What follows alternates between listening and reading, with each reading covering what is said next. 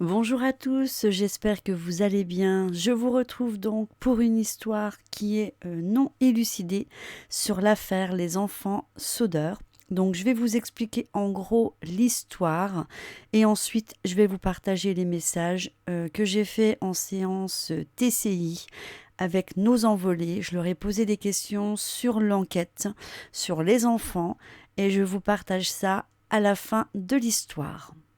5 enfants disparaissent mystérieusement dans un incendie criminel le soir de Noël.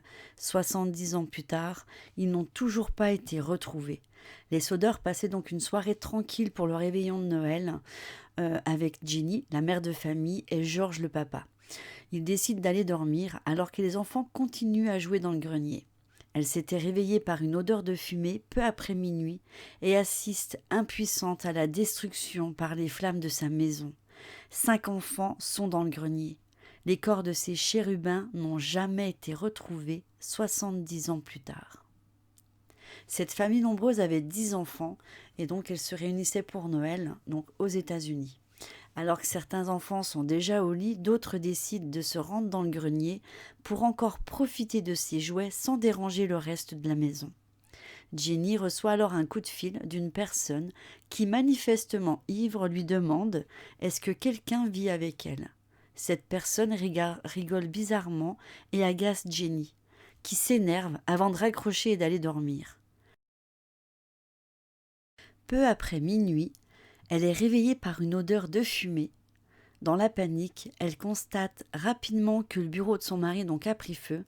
Alors qu'elle tente de secourir ses enfants, elle voit que l'escalier menant au grenier est en flammes et que 5 de ses enfants sont pris au piège. Le reste de la famille arrive à sortir de la maison. Georges, donc le papa, tente de secourir ses enfants en allant chercher une échelle qu'il ne trouve pas à sa place. Et d'ailleurs, on a appris par la suite que personne n'avait touché aux échelles, mais qu'elles avaient été retrouvées dans un fossé.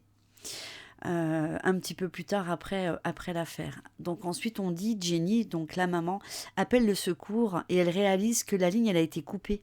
Donc elle s'empresse d'utiliser le téléphone des voisins. Donc là on peut quand même se dire que ça fait un peu beaucoup.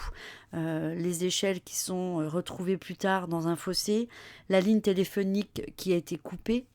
Et on parle aussi des pompiers qui arrivent donc avec beaucoup de retard, en sous-effectif à cause de la mobilisation pour la Seconde Guerre mondiale. Donc résultat, les soldats voient leur maison brûler durant 1 heure. Ils sont impuissants, ils peuvent rien faire. Et les corps des enfants n'ont jamais été retrouvés. Les pompiers ont conclu que les os avaient été réduits en poussière par l'incendie. Donc ils disent que les circonstances indiquent, malgré tout à cette famille détruite, qu'il ne s'agit pas d'un accident et que c'est bien un acte criminel. L'enquête indiquera qu'un chauffeur de bus a vu des personnes lancer des boules de feu vers la fenêtre de la maison. Donc ce dernier aura témoigné une fois que l'affaire aura été étouffée dans les médias. Ils ont également mis la mafia italienne en cause. Euh, Parce que Georges s'était exprimé ouvertement à propos de Mussolini, se montrant particulièrement critique à l'encontre de son régime. Qui plus est, le fils combattit pour l'armée américaine durant la guerre, donc s'opposant donc à l'Italie. Néanmoins, donc les parents sont persuadés d'un enlèvement, que des os humains ne disparaissent pas après 2 heures de combustion à 100 degrés.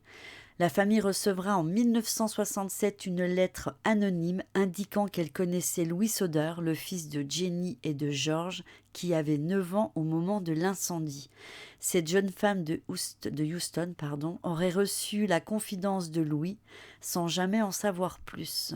Un jeune homme est alors retrouvé par la famille, mais il nie en bloc son identité. C'est la dernière piste que recevront Jenny et George, qui ne retrouveront jamais leurs enfants.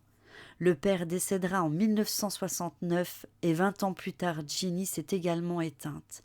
Cette affaire est donc encore aujourd'hui pleine de mystères et les enfants n'ont jamais été retrouvés pour le moment. Donc voilà pour les faits concernant cette histoire qui est quand même assez mystérieuse et troublante. Surtout que je pense également comme eux, on ne peut pas faire disparaître un corps entièrement avec les os avec 2 heures de combustion à 100 degrés.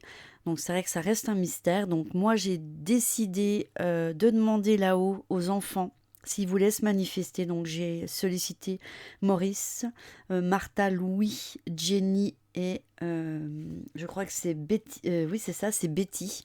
J'ai aussi demandé à la maman Jenny parce que voilà, la maman s'appelait Jenny. Elle avait une fille qui s'appelait Jenny aussi et à Georges s'ils avaient des choses à nous dire. Donc je vous transmets tous les messages. Je n'affirme rien. Je tiens à mettre une parenthèse pour pas qu'on m'attaque par la suite. Je vous partage juste ce que j'ai reçu.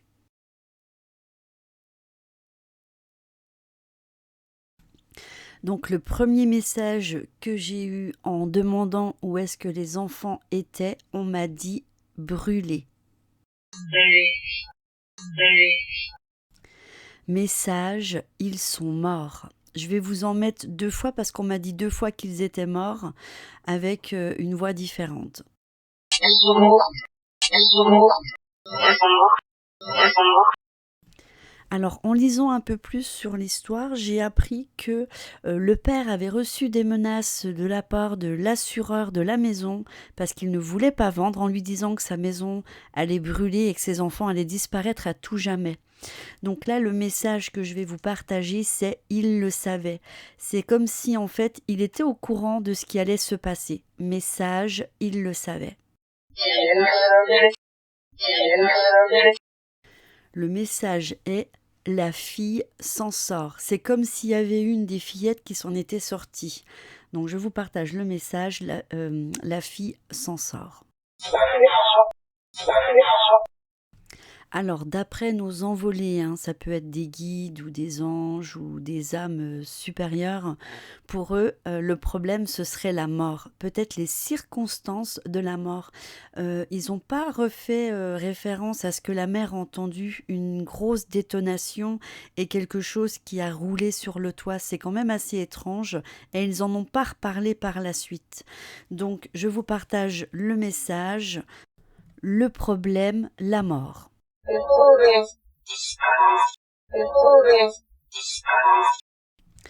Donc il y a quand même Louis qui s'est manifesté à plusieurs reprises dans la vidéo. Et là, on nous dit Louis, avec une voix d'enfant, est la maison.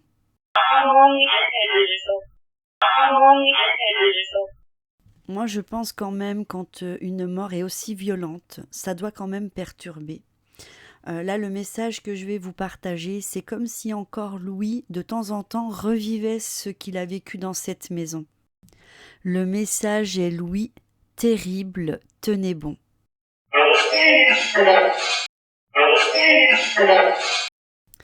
On a encore une petite voix d'enfant qui nous dit Louis. Et n'oublions pas que Louis, à son décès, avait 9 ans. Donc le message est Louis.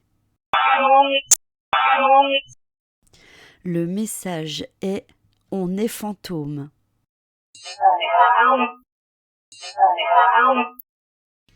Là, ils me disent qui sont loin. Message, on est loin. Là, je pense que c'est une âme assez élevée qui me dit parlez-nous. Alors là, je vais vous le dire comment on l'a dit. On m'a dit parlez plus fort, Steph.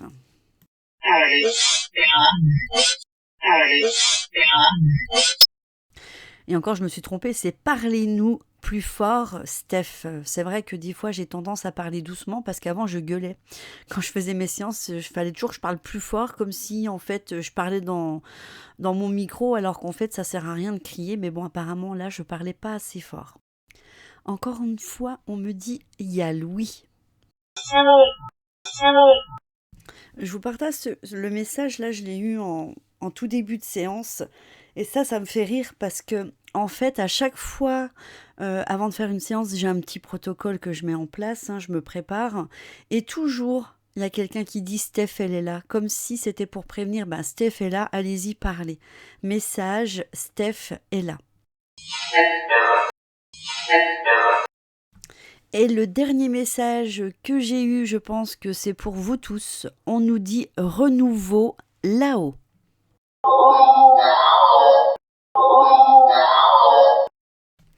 Voilà donc pour les éléments que j'ai pu obtenir. J'ai posé vraiment beaucoup de questions, à savoir si les enfants étaient décédés. On m'a dit ils sont morts. J'ai précisé est-ce qu'ils étaient décédés lors de l'incendie, puisqu'il y a quand même 74 années en fait de passé. On peut se douter que les enfants ne sont plus du tout en vie, mais voilà, ça a été confirmé.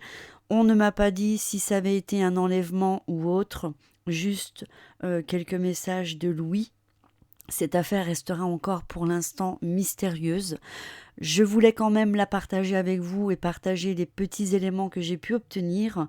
Et peut-être que dans quelques temps, je referai une séance pour approfondir, vu qu'il y a déjà eu un premier contact. Et n'hésitez pas à me dire en commentaire si vous connaissez cette histoire, si vous avez des éléments à apporter, n'hésitez pas à le dire. Et si aussi ce format vous plaît, je l'avais fait il y a longtemps. Et je compte le reprendre parce que c'est quelque chose qui me plaît. Voilà. Eh bien, écoutez, je vous embrasse très fort. Et comme on dit, la vérité se sait toujours. Donc, un jour ou l'autre, j'espère qu'on aura cette vérité de savoir où sont passés ces 5 enfants. Je vous embrasse et je vous dis à bientôt.